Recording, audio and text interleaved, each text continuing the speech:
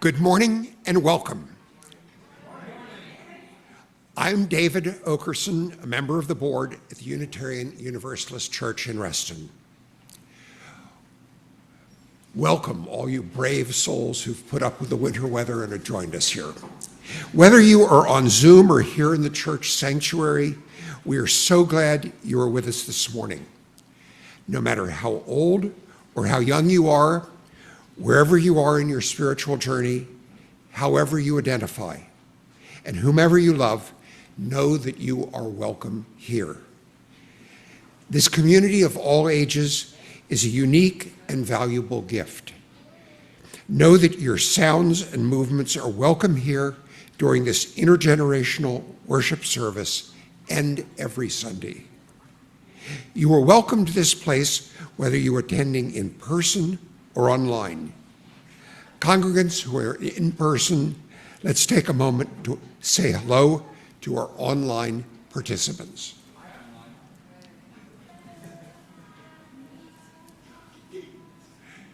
You will be shocked to learn that I have two announcements.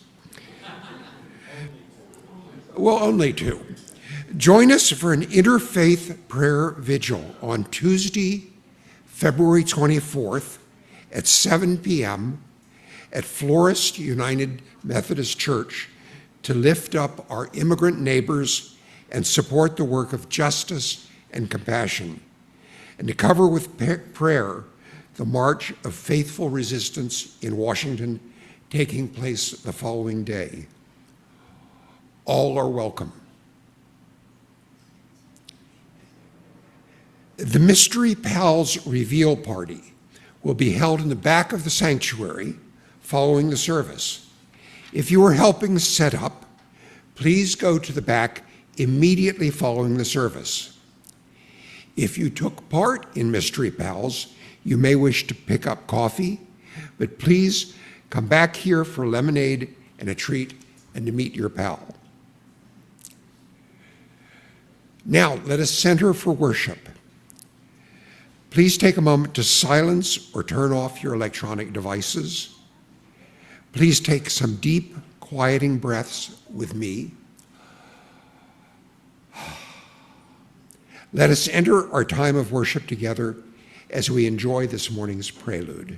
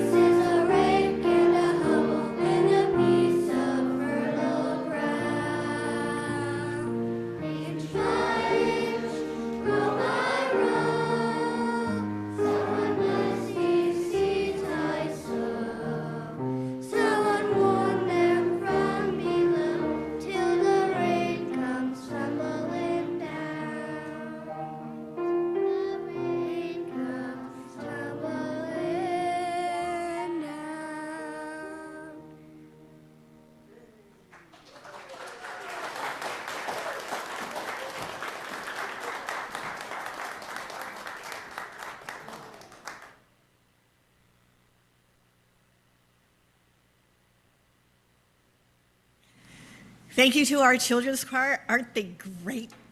Yes, they are great. Welcome, I'm Aileen Fitzke, and it is my pleasure to serve this congregation as its minister. Our opening words are by Gary Kowalski. Children widen the circle of our being in ways that are limitless. Every baby that's born connects us to our history, our own parents, grandparents, and unknown forebears who brought new life to the world in each successive generation. Every baby that's born links us to the future, to a world yet to come that belongs to our descendants and that we hold in trust for our posterity, whom we will never know. Each child connects us to nature, to the innocence and exuberance of a world always hatching newborns, kittens and puppies, lambs and babies. Each child reminds us of the kinship we share with people of other lands and races who love their young as purely and tenderly as we do. Each child connects us to the universe, to the holy mysteries of birth and death and becoming from which we all emerge. Children widen the circle of our being in ways that are limitless.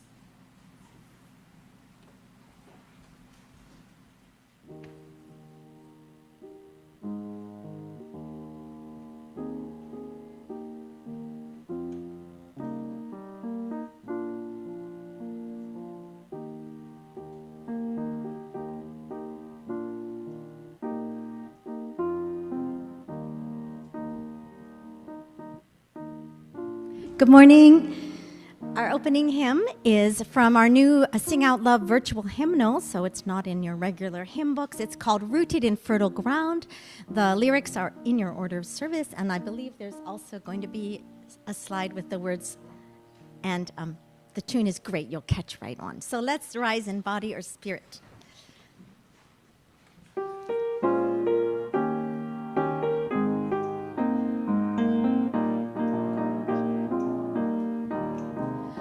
We are rooted in fertile ground.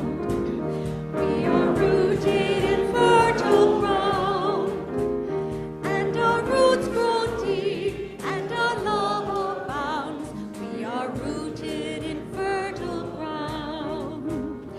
We are building a better day. We are building a better day. As we work and dream, we are on our way.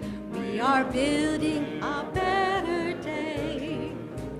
May compassion be our guide as we offer up our lives in the service of justice, peace, and love.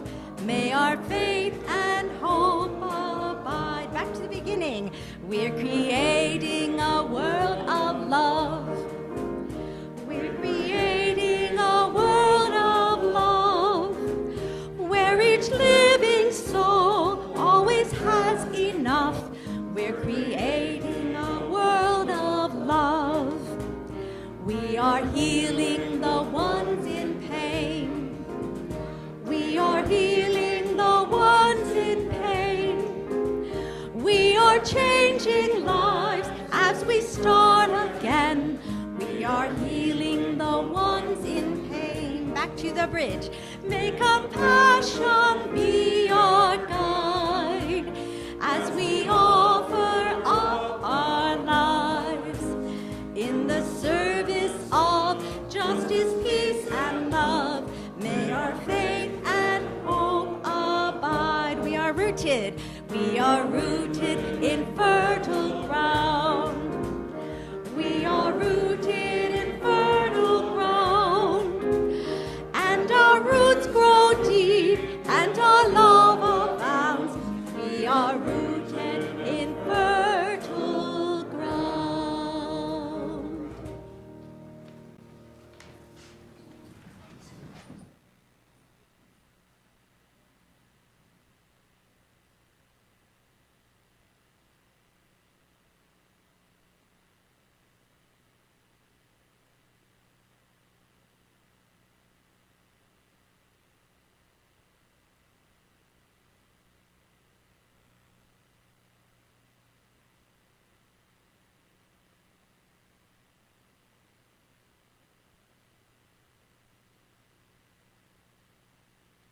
Good morning. Great. I'm Susan McCracken, a Soul Matters small group facilitator, and I am representing adult learning and enrichment.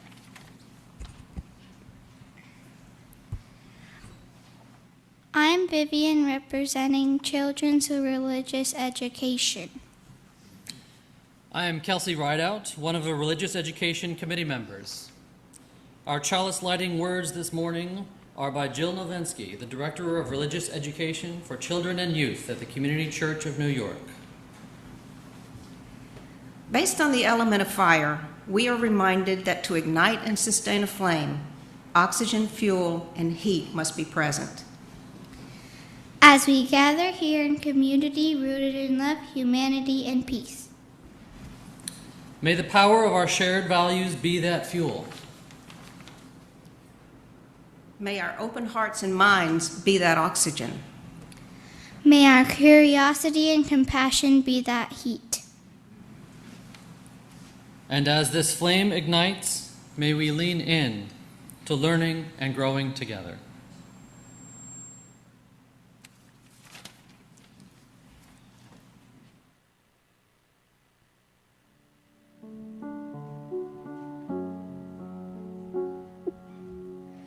Here at UUCR, we have a tradition where we sing our covenant together every Sunday morning. Love is the spirit of this church. We remain seated to sing our covenant together. If you are here today for the very first time, we invite you to accept this song as our blessing to you.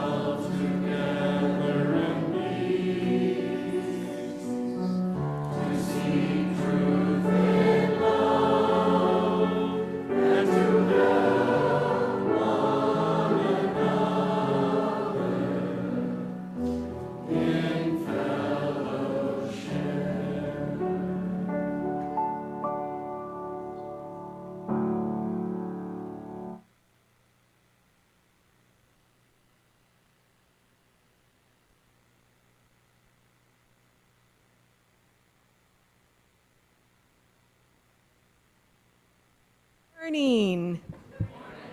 Now is the time for all ages, so if you are feeling young of body or young of spirit, I invite you to come forward now.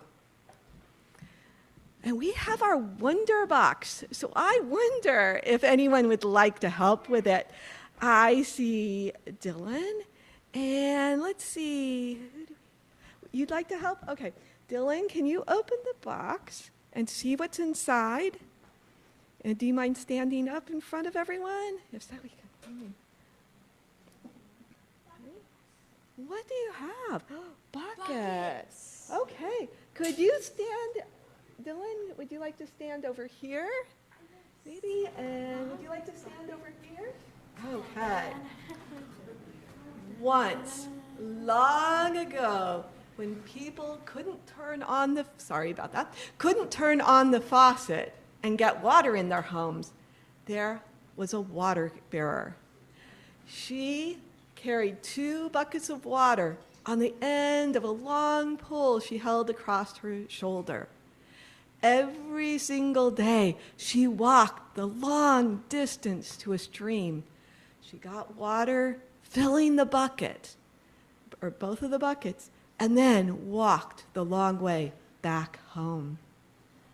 One day, when they arrived home, one of the buckets said, "I am so sorry and ashamed. I have failed you. I have a leak and I have lost half the water." The other bucket felt very proud. He noticed that he was completely full and had done his job well. The water bearer turned to the leaky bucket and said, "Turn around and look back down the path. what do you see? The bucket did that and saw flowers. So if you're on this side of the congregation, I invite you to make your hands into flowers. It was beautiful. And then the water bearer said, do you notice? All of the flowers are on your side of the path. I have known for 2 years that you have a leak, so I planted flowers on your side of the path. And every day, as we return home, you have watered the flowers. And because of you, I have gotten to enjoy the beauty.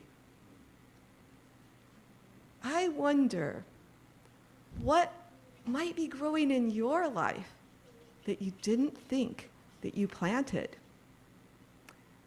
And I wonder what beauty and possibility might be growing unexpectedly right here. You may put your buckets down and sit here on the floor. And if you have supplies for your flowers, get those out right now. You may find baskets around you. And if you'd like someone to bring supplies to you, just hold up your hand.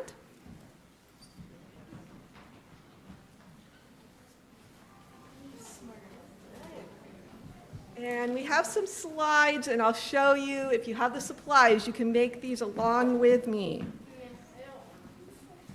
Okay, so you may have 3 pieces of tissue paper. If you just have 1, that's fine. But if you have 3, whichever you have, just fold them in half, and the color on the outside is going to be the outside of your flower. And just crease the center. Then fold a half again, just creasing the center. So you have something that looks like this or that. And if you are online, you can draw a flower and take notes throughout as we use this to explore possibilities. Now, pinch about half an inch up, kind of spreading out the flower, and you can gently spread that out. Then you should, with your pipe cleaner, fold that about an inch. And then you can wrap it, the pipe cleaner, around the tissue paper. And make sure you have enough pipe cleaner and enough tissue paper, and are doing this really tightly so you don't lose the flower. And if you need to, and if you're having troubles, we have people who can help. Or if you're not crafty, there's probably crafty people who will make a flower for you. But you can also bring the stem back. Okay, we will invite you to dream along with us about possibilities for abundance and beauty and religious education for all ages. And later, you'll write on the leaf or in chat online. And when it's time, you can, okay. And I understand, for some people I'm going fast, but I'll be up here and can help, and other people will be around. When it's time, you'll thread the pipe cleaner through the leaf, and then very loosely loop it around, like this, leaving a loop. Because if you pull it tight, you'll cut your leaf. Near the end of the service, we will be creating a garden up here. You'll be invited to come up and share your reflections. And we have tape, and you can bend your leaves and flowers if you need at that time. For now, enjoy making the flowers, and you may return to your seats, or you can stay up here and make flowers. Okay, thank you.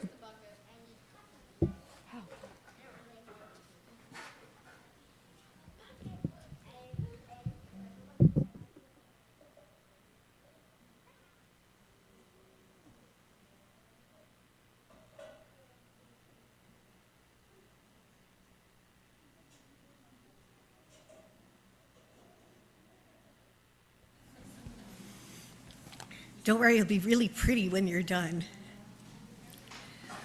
So now is the time in our service where we share our joys and concerns so that no one ever has to hold them alone. If you are joining us remotely this morning, you may wish to light a real or virtual candle wherever you are to mark what is in your heart. As members of the in-person sanctuary, put stones in the water. If those of you at home would like to share what's in your heart today in the congregational chat on the screen, please write to all attendees, and please remember that what you share will be public. Those at home may then read others' joys and concerns shared in the chat and enter into your own time of reflection and prayer.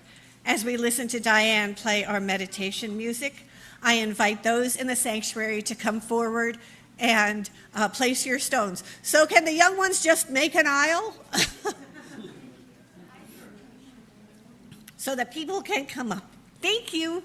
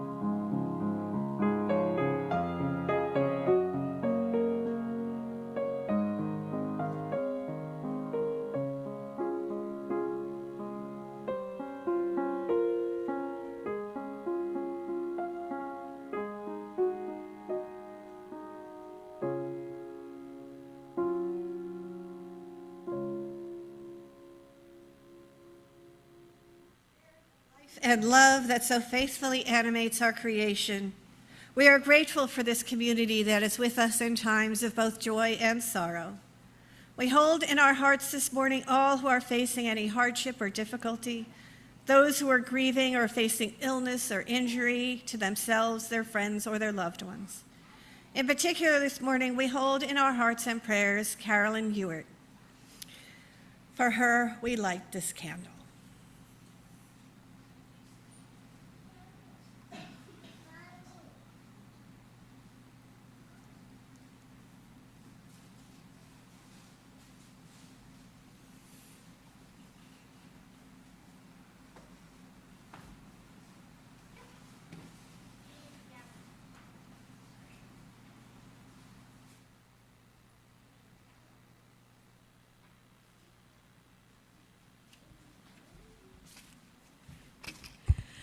How many people here believe that you can learn throughout your whole life? Great. In October, Reverend Aileen and I attended the Exploring New Models for Religious Education Summit. We met with other UU religious educators, ministers, parents, and caregivers and volunteers to explore the reality of the moment for young people and their families, and to dream of new ways for nurturing faith development in congregations, whether you call that religious education, spiritual growth, or something else. Today, we are sharing our reflections, and we are inviting you to dream along with us about what might unexpectedly and abundantly grow right here. There has always been change in UU religious education, from words that children memorized and repeated around 1800 to more child-centered religious education starting in the early 1900s, through to online curriculum in the last 20 years. Now, changes are accelerating. Families have been getting busier and busier. Young people say they want something that's less and less like school, right? Parents and caregivers are feeling isolated and overwhelmed, to the point that about a year and a half ago, the U.S. Surgeon General declared a medical emergency. During this time, we've also come to realize that young people benefit from positive relationships with adults who aren't their parent or primary caregiver. The more relationships they have, the less risk they have in their lives. People want and need intergenerational community. And for most of us, this is the only place we can experience that, in faith communities. There is good news. We can offer much that people are looking for. We're centering love and acting on our shared values. We're exploring big questions and making meaning together. We can be an inclusive, all ages community that increases the feeling of connection and provides role models and mentors for our young people and for our adults.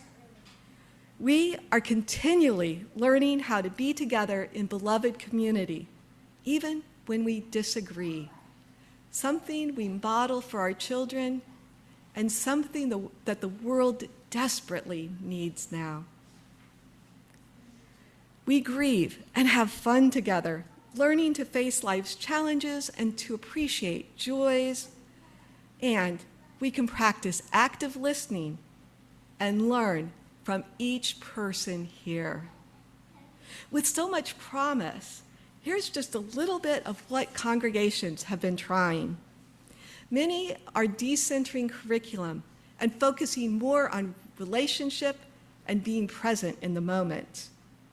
This can take the form of makerspace, in which young people create their own projects using available equipment and supplies, or it can mean playing games, sharing a meal, doing art together, In our Sunday morning program for kindergarten through 12th grade, we're implementing some of these ideas. We're playing more games. We have a curiosity studio where children can select supplies to reflect on the theme of the day, along with the adults, an important piece. This may all sound simple, but my colleagues and I have learned that it takes a lot of work to make this a UU learning experience. Another new approach in whole church religious education. This follows the idea that Connie Goodbread expressed in 2019, that the congregation is the curriculum. We all learn from each other and from the choices and actions of the congregation. In implementing the whole church model, a congregation may simply look at what they're doing already and build on what is working. Just adding a little bit more, doing things a little differently. Others have chosen to take this even further. They have intergenerational services every Sunday. And then they have a separate time for learning for all ages. It might be separated by ages or all ages learning together. This recognizes that all ages can learn together and from one another, and that adults can benefit from what we've been doing with children and teens in religious education. What my colleague Joy Berry, who's the source of these slides, calls the secret sauce. We can all benefit from sharing stories, being in conversation, doing creative activities, building community, acting on and speaking for our values, and making joyful connections. We are already connecting and learning in multi-generational community here. This slide, it's a little busy, but the squares are the ministries or the different areas of the church. And the stars are just a little bit of what we are doing now. These include game nights and mystery pals to connect and have fun, intergenerational worship and chalice lighting and check-ins in groups, which provide opportunities for spiritual development along with connection. Our monthly themes in worship, religious education, and small groups creates the possibility of shared conversation that generations can have and identity formation for everyone. The children adopted Jet Pig and have used it to talk with adults and children about our shared values fueled by love. Children and adults have worked together to put their values and beliefs in action by helping with garden days and much, much more. I'm sure you have other ideas. As I consider what we are doing and the many possibilities, I'm excited. I wonder what you might help plant and nurture. I wonder what you think might unexpectedly and abundantly grow here. I invite you to keep on dreaming and drawing and writing notes. And when you are moved to do so, you might add words or picture to your leaf. And if you're on Zoom, you might prepare to share in chat later in the service.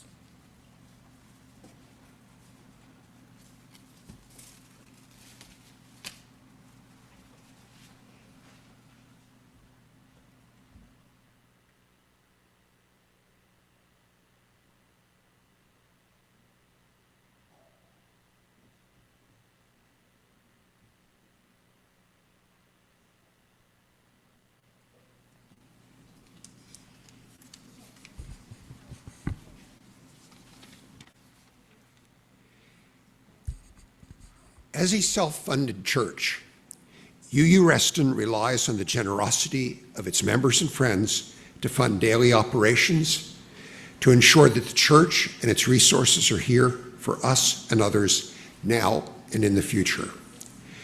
Pledges support our worship and music programs, our religious education programs, programs for members and friends, community outreach, and connections to Unitarian Universalism.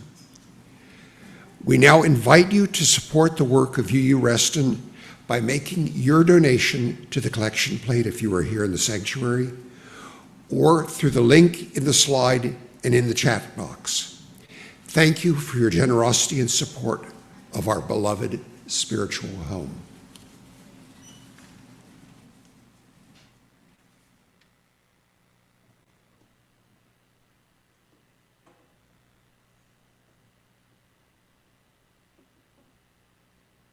Our offertory music today is a song we're going to learn and sing together. It's called Each of Us is a Flower, and there are fun hand motions, so hopefully the children will enjoy and join in with us. The words are in your order of service, so we're going to learn both parts, and it starts like this. Each of us is a flower, growing in life's garden. Each of us is a flower. We need the sun and rain. That's part A. Are you ready to try? Here we go. Each of us is a flower, growing in life's garden. Each of us is a flower. We need the sun and rain. One more time, a little bit faster. Here we go. Each of us is a flower, growing in life's garden. Each of us is a flower. We need the sun and rain. You got it. Okay, part A happens twice, just like we did. And part B goes like this. Starts with sun. Sun, shine your warmth on me. Moon, cool me with your night. Wind, bring the gentle rain.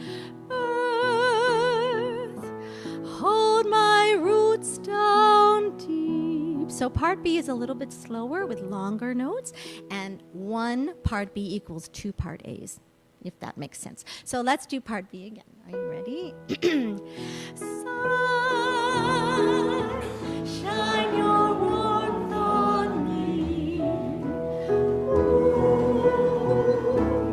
cool me with your night. Wind, bring the gentle rain.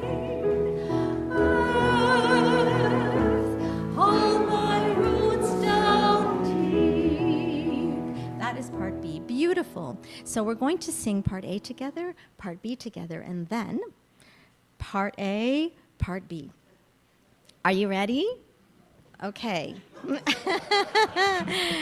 Here we go from the beginning. Part A. Each of us is a flower, growing in life's garden. Each of us is a flower. We need the sun and rain. One more time.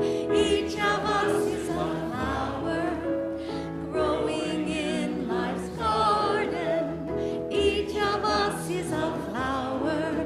We need the sun and rain. Part B. Sun, shine your warmth on me. Moon, cool me with your night.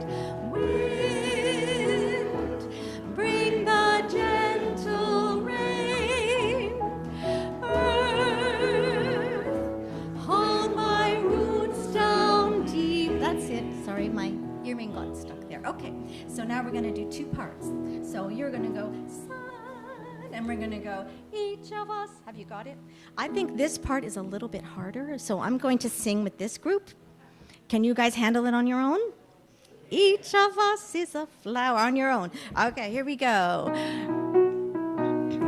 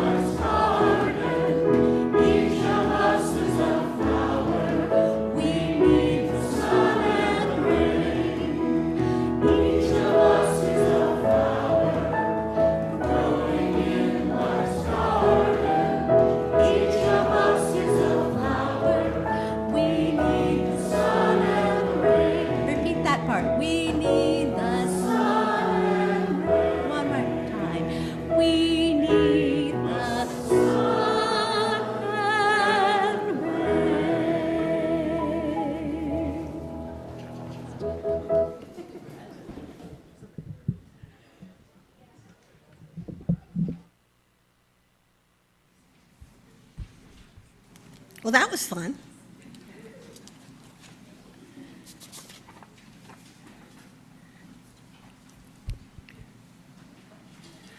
I was a religious educator for a long time before I was a minister.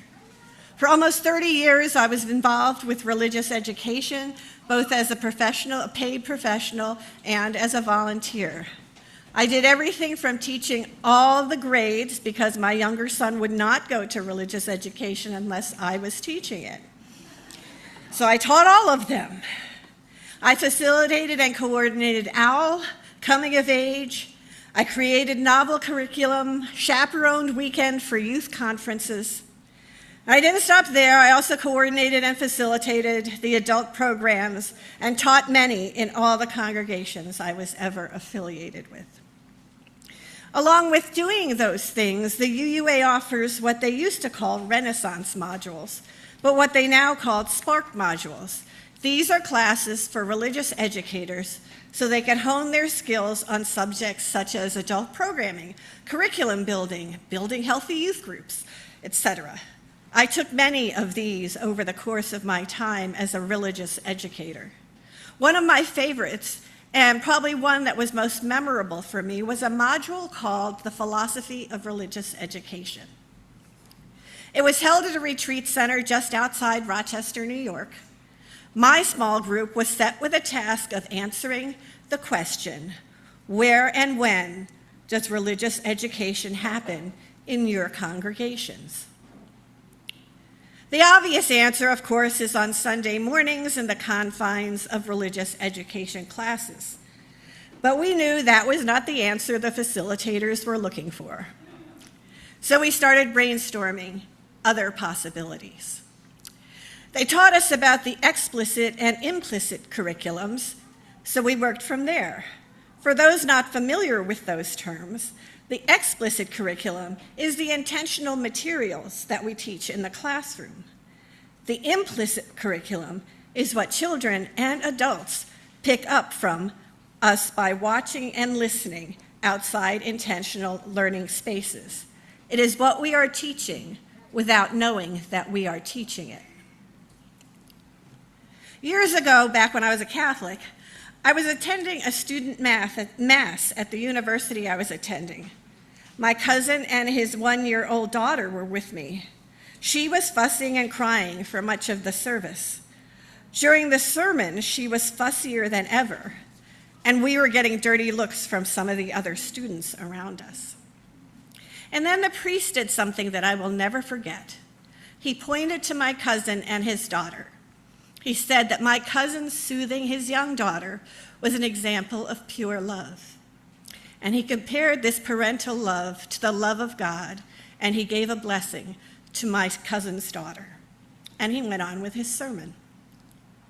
What he did in that moment, without explicitly saying so, was to tell my cousin that he and his child were welcome there. That is the implicit curriculum. So when I was with my colleagues, my religious education colleagues, and we were trying to brainstorm when and where religious education took place in our congregations, we finally came up with our answers. It takes place in the classrooms. It takes place during coffee hour. It takes place in the parking lot. It takes place in the service and how we welcome families of all ages into our worship space. It takes place in the activities and meetings we hold, and who is welcome and who is not. The first UU congregation I was part of was in Southern California, the Unitarian Universalist Fellowship of San Diego in Solana Beach. I was there in the late 1990s, and even though they had been around since the 1950s, they had only just called their first settled minister in 1985. Before that, they were entirely lay-led, as was the norm for the fellowship movement in Unitarian Universalism in the 1940s and 50s. They were still getting used to the idea of paid staff. They were used to doing things for themselves.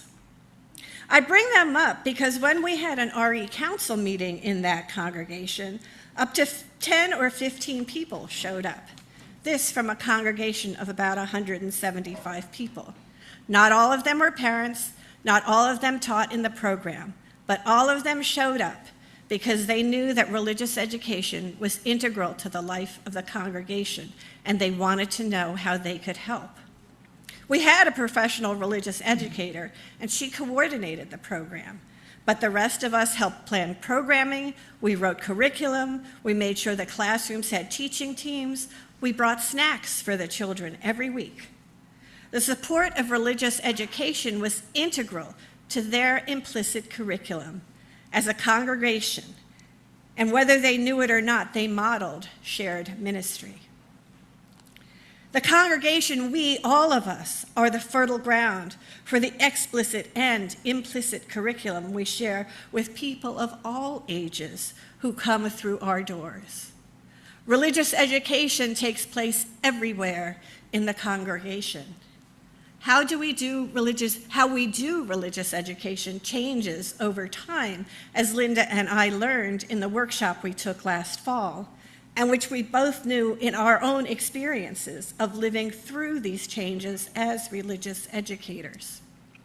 What shouldn't change as we navigate these changes in how we as a congregation model the explicit and implicit curriculum of love, welcome, and support for our faith formation, whatever form it takes. We are the nutrients. We are the compost. We are the seeds, the flower beds. We create the garden of beloved community. So, you've made flowers. I wonder what you might help plant and nurture.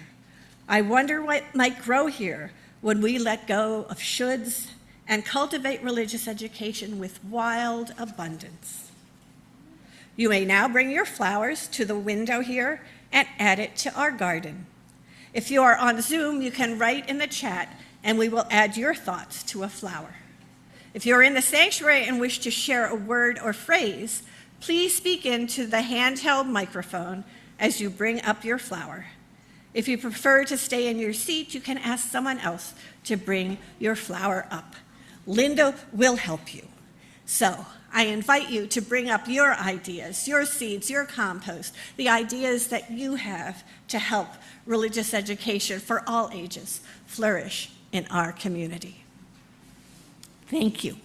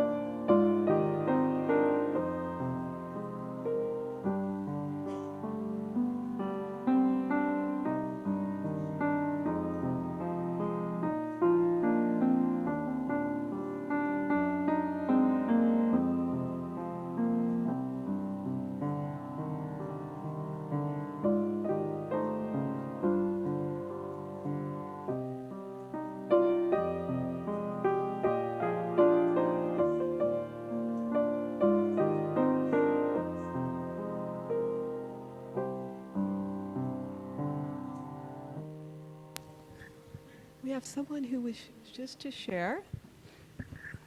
So one way that the congregation could reach out in a not so intense way in RE could be to just offer to help in RE like once, and just after that go down for a few minutes of the service. Do just a little hint. I would also say there's a lot of adult things that you can help a kid accomplish if you're sitting next to them. We did that letters for trying to get people to vote. My kids can write about one line. They just can't write a whole letter. And if they're having to write the same one line, they'll get better at it. And so that encouragement is stuff that you can do. Yeah. And just a quick comment that even our adults come in different generations. And my Soul Matters group, that's a small discussion group around different themes every month. We have adults of all different ages and life stages. And we really get a lot of value out of having 4 different decades of life represented in our group. There's still openings. Thank you. And did we have any words or phrases in chat? I believe so. Well, thank you so much for everyone for sharing.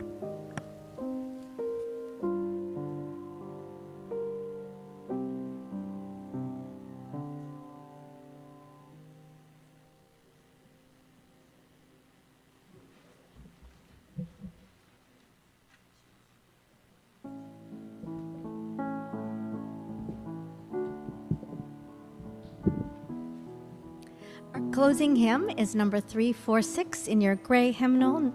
Come sing a song with me. Please rise as you are willing or able and join us in singing.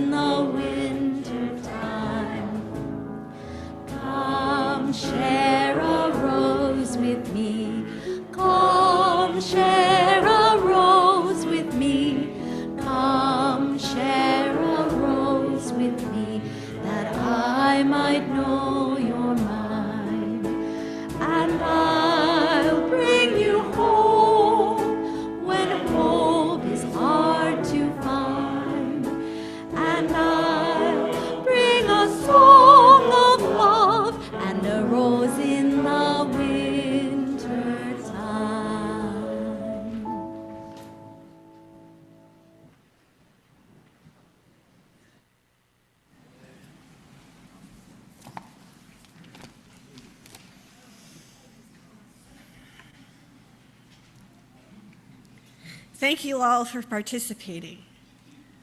Our closing words this morning. We are the fertile ground. Where we are standing is holy, sacred ground. What we grow here depends on the nutrients we provide. May all those who enter here be nurtured by our love and care, have their experiences honored, and find a garden where their particular variety becomes part of the diverse, beloved community that we all create together. Amen, and blessed be.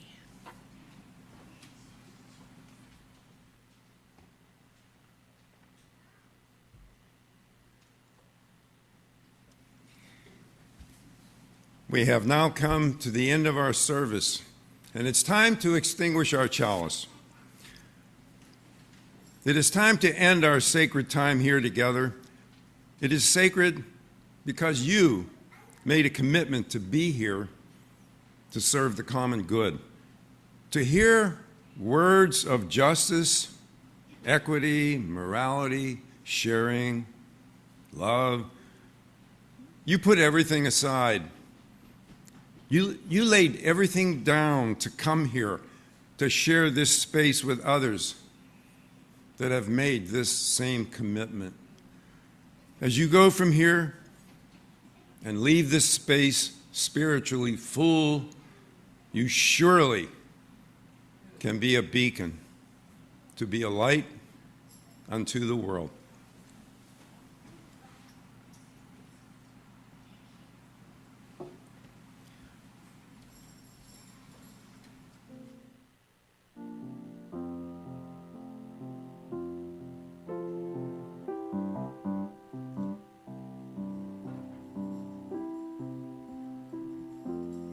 Postlude is a song from the virtual hymnal called Seed of Hope.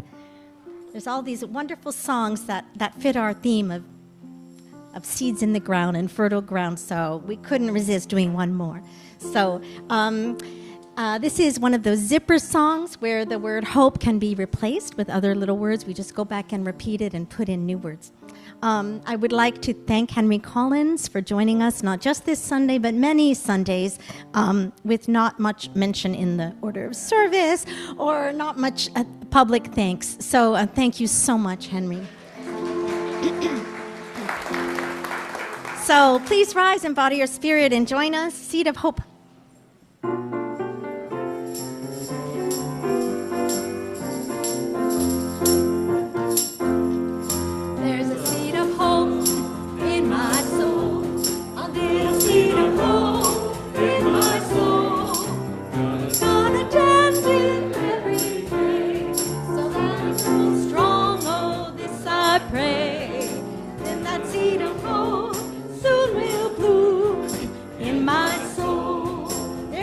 Of joy. There's a seed of joy in my soul, a little seed of joy in my soul. God attended every day so that it goes strong. Oh, this I pray. Then that seed of hope soon will bloom in my soul. Seed of peace. There's a seed of peace in my soul. A little seed of peace in my soul. God attended every day so that it goes strong. Oh, this I pray. Then that seed of hope soon will bloom in my soul. We got it now. Let's go back to hope. There's a seed of hope in my soul. A little seed of hope in my soul.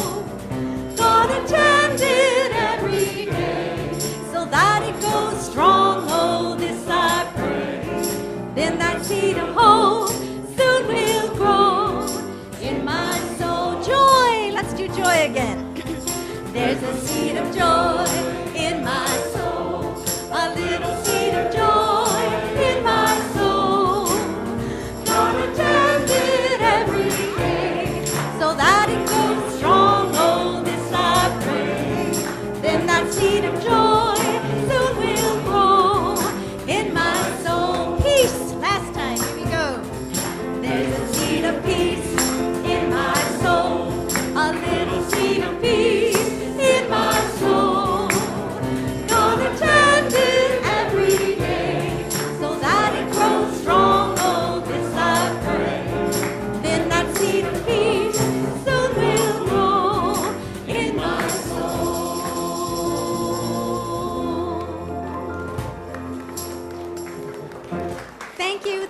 coming to our service. Have a wonderful day.